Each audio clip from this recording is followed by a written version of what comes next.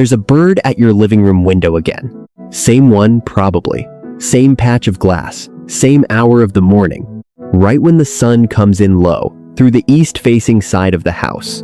You're standing at the kitchen counter with coffee. The white curtains are pulled half open. The indoor plants are sitting on the sill where they've been all winter.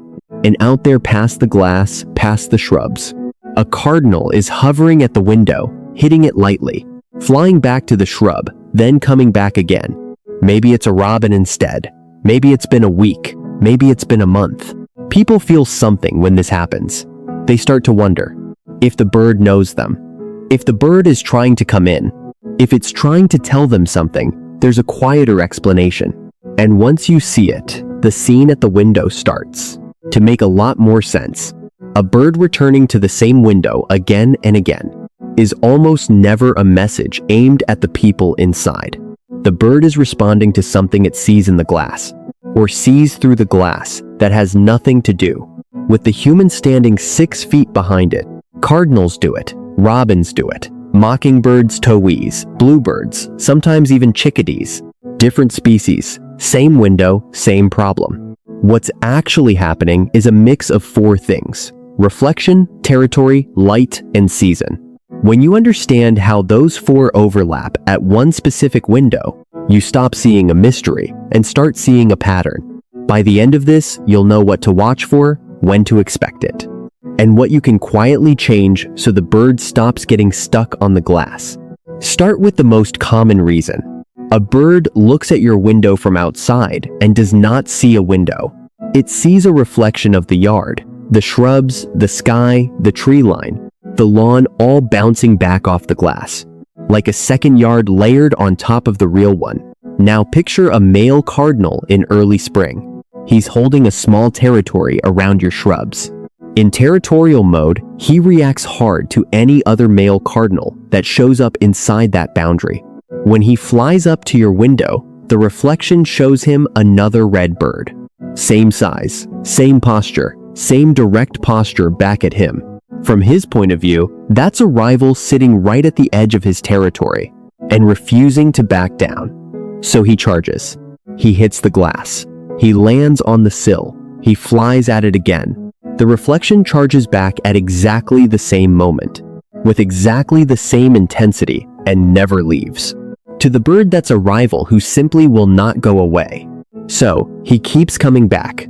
This is why some birds tap at the same window for days or weeks. They are not trying to come inside. They are responding to a reflection that mirrors every move they make. The next layer is light, and this is where standing outside actually helps. Reflection on a window is not constant. It changes with the angle of the sun. An east-facing window in the morning behaves very differently from the same window at noon, and very differently again by late afternoon. Early sun, low and bright, hits the glass at a sharp angle. From the outside, that glass turns into a near-perfect mirror of the yard. From the inside, you can barely see out without squinting. That's the sweet spot for reflection-driven behavior, and it's why the bird tends to show up at the same hour every day. Move forward 2 hours, and the sun is higher. The reflection weakens. The bird usually disappears. It hasn't lost interest in your window. The trigger has just turned itself off. There's a second piece to this. The plants on your sill. The curtains pulled halfway, the lamp left on inside. All of those interact with the glass in ways the bird can read.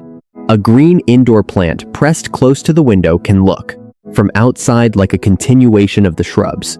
To a small bird, that's a perch or a hiding spot. It flies toward what looks like cover and meets glass instead.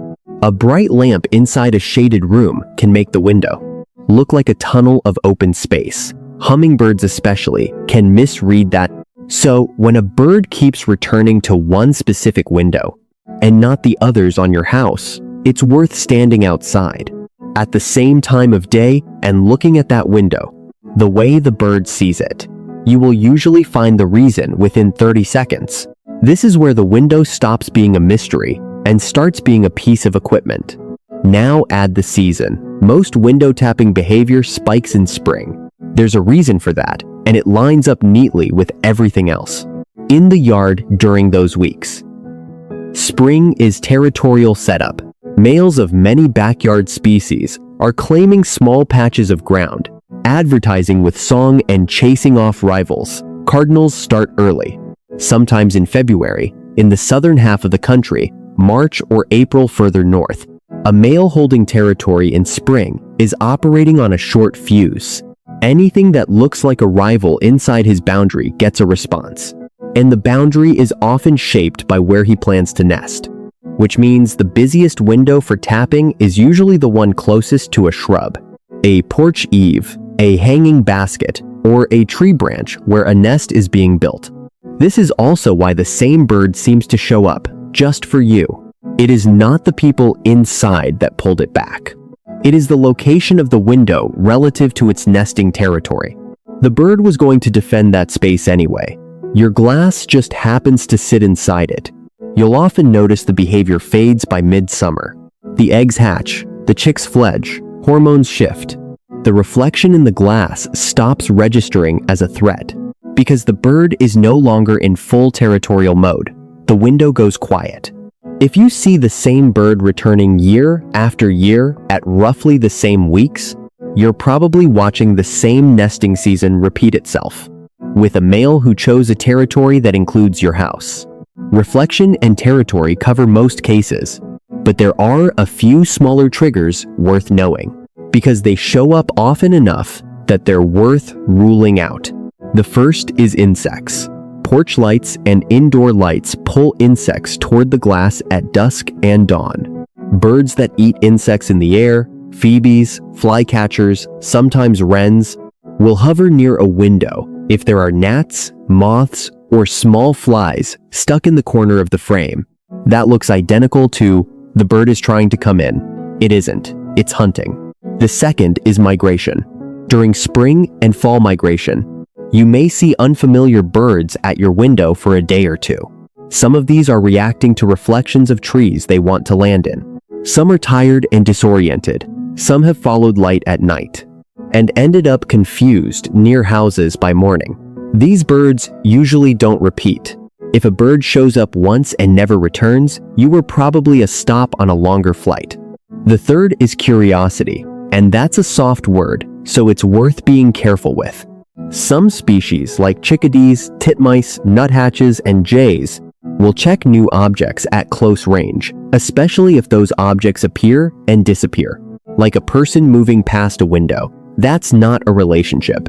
That's a bird scanning its environment for changes that might mean food predators or competition. It looks like attention. It is closer to monitoring. So the next time a bird returns to your window, walk through the list. Reflection, territory, light angle, insects, season, migration. One of those almost always fits. Most window tapping is harmless. The bird is reacting, not injured. It might lose a few small feathers. It might tire itself out. Then the season ends and it stops. There's one version that's different, and it's worth knowing because it changes what you should do. A bird that hits the glass hard full flight and falls to the ground is not having a territorial dispute. It has collided.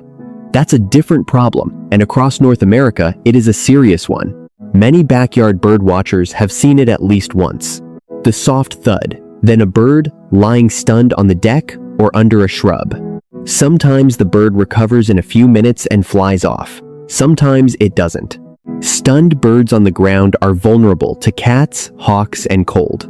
Wildlife rehabilitators commonly advise placing a stunned bird gently inside a small ventilated box, in a quiet, dark spot for an hour or two away from pets, and then opening the box outside to see if it can fly on its own. The risk goes up sharply when reflection is strong and the bird is moving fast. The same conditions that drive tapping in the first place. Big windows, picture windows, sliding glass doors, and corners of houses, where two windows meet at a right angle, tend to be the highest risk spots. If you keep seeing the same bird tap softly and fly off, that's the territorial version. If you find feathers stuck to the glass, smudges at the high points, or birds on the ground below the window, that's the collision version. Both can come from the same window. The first is mostly behavioral. The second is a safety issue. Step back and look at the whole picture. A bird returning to your window is rarely about you. It's about glass that turns into a mirror at a certain hour, a territory that overlaps with your house, a season that pushes a male to defend his space, and sometimes a plant or a light or an insect that turns one specific window into the most interesting square in the yard. When you can name those pieces, the behavior stops being a mystery. You can predict when it will start, when it will fade, which window is doing it, and why one bird keeps showing up while the others don't. That's the shift, not the bird is trying to tell me something. Closer to the window is doing something the bird can't ignore? Try this for the next week. Pick the window the bird keeps returning to. Note the time it shows up. Then walk outside and stand a few feet from that window at exactly that hour. Look at the glass. See what it is reflecting sky, shrubs, tree line. Your own indoor plants pressed up against the sill. If the reflection is strong, that's almost certainly your answer. You can soften it with a sheer curtain pulled across the inside, with closely spaced decals or stickers on the outside of the glass, or by moving any indoor plant a foot back from the window, so it doesn't blend with the shrubs outside. Watch what changes over the next few mornings. If the bird stops coming, the glass was the trigger. If it still returns, you've narrowed the question down. And the next thing to look at is what's nesting in the shrub right outside. The window hasn't changed. Your read of it has.